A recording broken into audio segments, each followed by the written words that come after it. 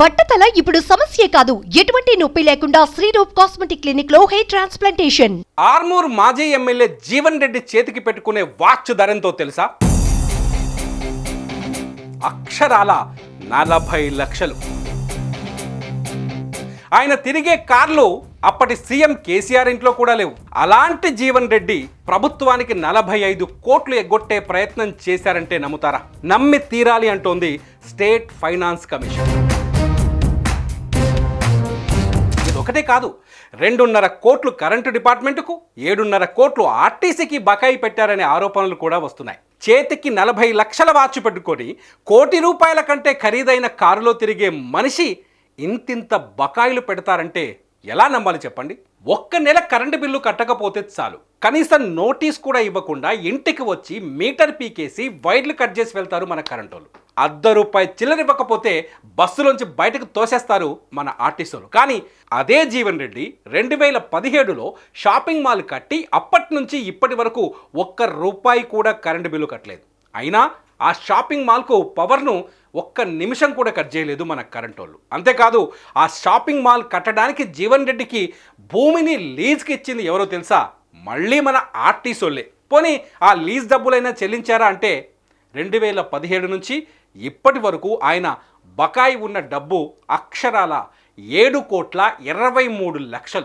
7 పైసల కిరాయి కూడా జీవన్ రెడ్డి చెల్లించలేదని ఆర్టీసీ ఇప్పుడు చెబుతోంది. బీఆర్ఎస్ అధికారంలో ఉన్నంత కాలం ఆసన్న గారి జీవన్ రెడ్డి ఆడిందే ఆట పాడిందే పాటగా మారింది. ఆర్మూరు ఆర్టీసీ బస్టాండ్లో కట్టిన షాపింగ్ మాల్ కోసం Jeevan Reddy state finance corporation నుంచి ₹20 కోట్ల లోన్ తీసుకున్నారు. డబ్బు చేతుల్లో పడ్డ తర్వాత మళ్ళీ వెనక్కి తిరిగి చూడలేదు జీవన్ రెడ్డి. లోన్ తీసుకున్న నాటి నుంచి ఇప్పటి వరకు నయా పైసా కూడా తిరిగి చెల్లించలేదు అని స్టేట్ ఫైనాన్స్ కార్పొరేషన్ ఆరోపిస్తోంది. అసలు మిత్తి కలిపి ఇప్పుడు అది ₹45,46,00,000 ₹1 అంటే ₹1 కూడా వసూలు చేయలేని పరిస్థితి ఏర్పడింది. బీఆర్ఎస్లో జీవన్ రెడ్డి చాలా ఫేమస్. కేబినెట్ మంత్రులకు కూడా ప్రగతి భవన్లోకి ఎంట్రీ ఉండేది కాదు.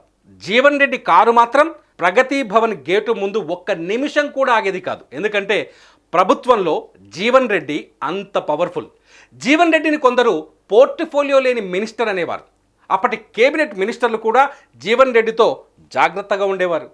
అంత పవర్ఫుల్ మనిషి పాత బకాయిలు చెల్లించలేదంటే ఇప్పుడు ఆశ్చర్యం వేస్తోంది. గవర్నమెంట్ ఉన్నంతకాలం జీవన్ రెడ్డి గాలి బలంగా నడిచింది. అసెంబ్లీ చర్చల్లో చూసినా జీవన్ రెడ్డి పంచ్ డైలాగులు పేల్చేవారు. టీవీ చర్చల్లో చూసినా జీవన్ రెడ్డి పంచ్ డైలాగులు వేసేవారు. ఆర్మూర్లో ఓడిపోవడంతోనే ఇప్పుడు ఆ జీవన్ రెడ్డి గూడు పుఠాని మొత్తం బయటకు వచ్చింది. ఎమ్మెల్యే పదవిని అడ్డం పెట్టుకొని ప్రభుత్వ పెద్దలతో ఉన్న పరిచయాలను వాడుకొని జీవన్ రెడ్డి సర్కారు సొమ్ములు ఇష్టం వచ్చినట్లు వాడుకున్నారని తేలింది. కోట్లకు కోట్లు సర్కారు సంస్థలకు బాకీ పడి వాటిని చెల్లించకుండా తప్పించుకు తిరిగారని తెలిసి అందరూ నోరెళ్లబెడుతున్నారు. స్టేట్ ఫైనాన్స్ కార్పొరేషన్ ఇప్పుడు జీవన్ రెడ్డి మెడ మీద కత్తి పెట్టింది.